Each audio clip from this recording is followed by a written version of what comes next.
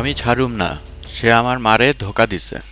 কথাটি বলেছেন মতিউর কন্যা ইপসিতা। ছাগলকাণ্ডে আলোচনায় আসার পর এনবিআরের সাবেক সদস্য মতিউর রহমান ছাড়াও তার পরিবারের সদস্যদের নামে বিপুল সম্পদের খোঁজ মেলে। এ ঘটনায় ইতিমধ্যে মতিউর রহমান ও তার স্ত্রী সন্তানদের ৮টি ব্যাংক হিসাব ও বেনিফিশিয়ারি ওনার্স অ্যাকাউন্ট স্থগিতের নির্দেশ দিয়েছে বাংলাদেশ ফাইন্যান্সিয়াল ইন্টেলিজেন্স ইউনিট।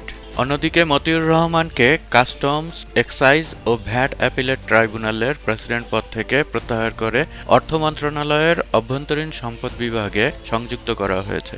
সেই সঙ্গে তাকে সোনালী ব্যাংকের পরিচালক পদ থেকেও অপসারণ করা হয়। পাশাপাশি দুর্নীতি দমন কমিশন তার বিরুদ্ধে তদন্ত টিম গঠন করেছে। তবে এর মধ্যেই নতুন করে আলোচনার জন্ম দিয়েছেন মতিউর রহমানের কানাডা প্রবাসী মেয়ে ফারজানা রহমান ইপসিতা।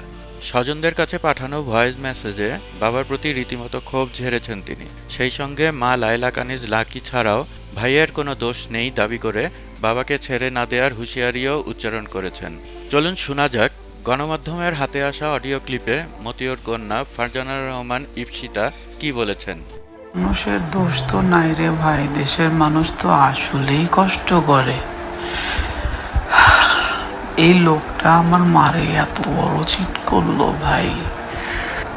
আমার ফ্যামিলি, আমার মা আর ভাইয়ের কোনো দোষ এখানে ছিল না ভাই।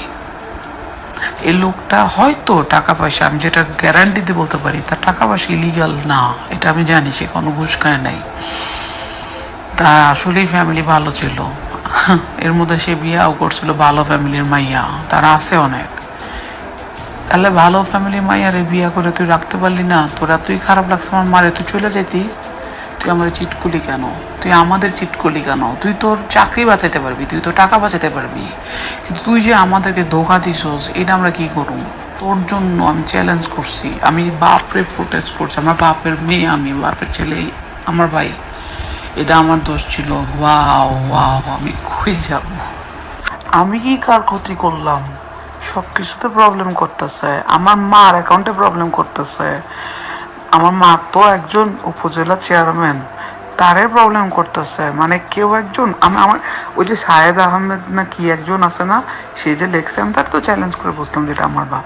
ওই ভাইয়ার অ্যাকাউন্টটা হ্যাক করছিল। সবচেয়ে মজার কথা, পরের দিন ভাইয়ের সাথে আমার বাবা আর আমার কথা বলার কথা ছিল। ওনার অ্যাকাউন্টে হ্যাক করছে, তারপর দেখি ইফাত ফেক অ্যাকাউন্ট করছে। দেন হইল কি, আমার অ্যাকাউন্টে প্রবলেম শুরু হয়েছে, আমার মার অ্যাকাউন্টে প্রবলেম শুরু হয়েছে। এরপরে ওই লোকের অ্যাকাউন্টটা আবার ফেরত আসছে। এখানে না কেউ একজন মাস্টার গেম আছে, তার তো আসলে এই সরকারের চাকরি লাগে না, সে এমনি রিচ।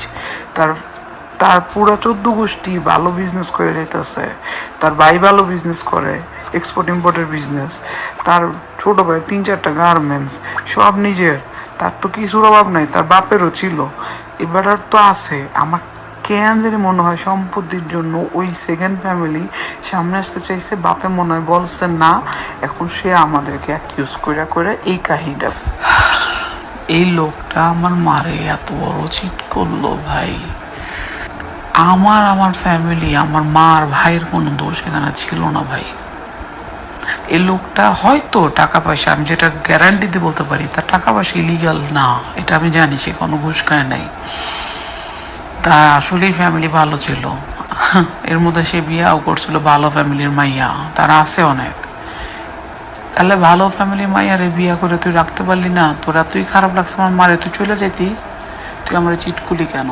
তুই আমাদের চিট করলি কেন? তুই তোর চাকরি বাঁচাতে পারবি, তুই তোর টাকা বাঁচাতে পারবি, কিন্তু তুই যে আমাদেরকে ধোকা দিছস, এটা আমরা কি করুম?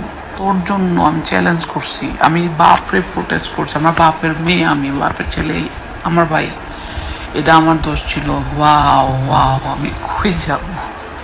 আমি কি কার ক্ষতি করলাম? সব কিছুতে প্রবলেম করতেছে, আমার মার অ্যাকাউন্টে প্রবলেম করতেছে।